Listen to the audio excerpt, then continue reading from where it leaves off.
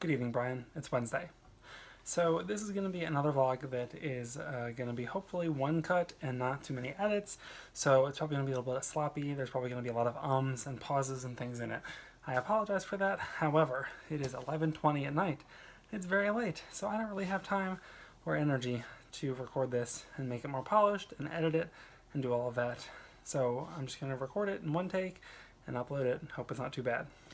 So the reason that I'm recording this vlog so late tonight is that I have been very, very busy all night since I got home from work, working on gifts for my office people. So last year I baked a bunch of cookies and such for my office people and packaged them all up into little gift boxes and gave them to all my coworkers. And so I think that that's sort of going to become a tradition. So we decided to do that again this year.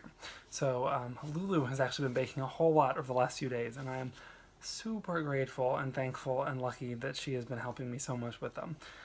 But most nights, all nights this week, Monday, Tuesday, and tonight, basically since I got home from work until I went to bed, has been spent on doing things like this.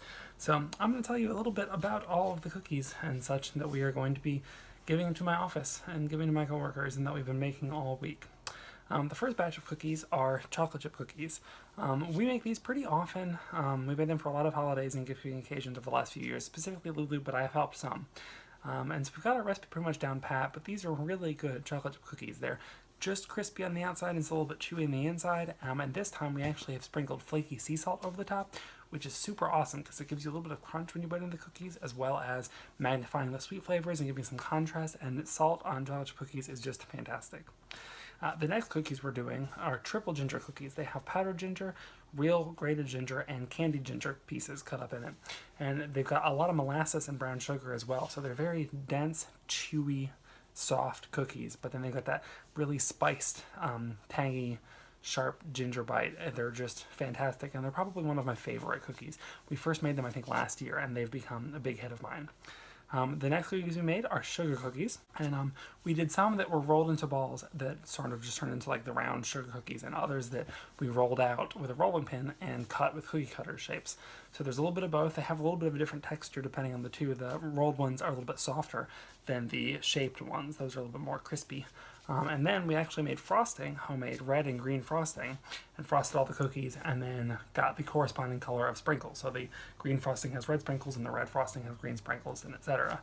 So those are super good. Some of them are crispy. They have that little bit of a bite when you bite into them, and they're soft on the inside, and others are like soft, pillowy, fluffy sugar cookies. They're really good. The last cookie we made is actually a brand new one we've never made before. This is the first time we've made them.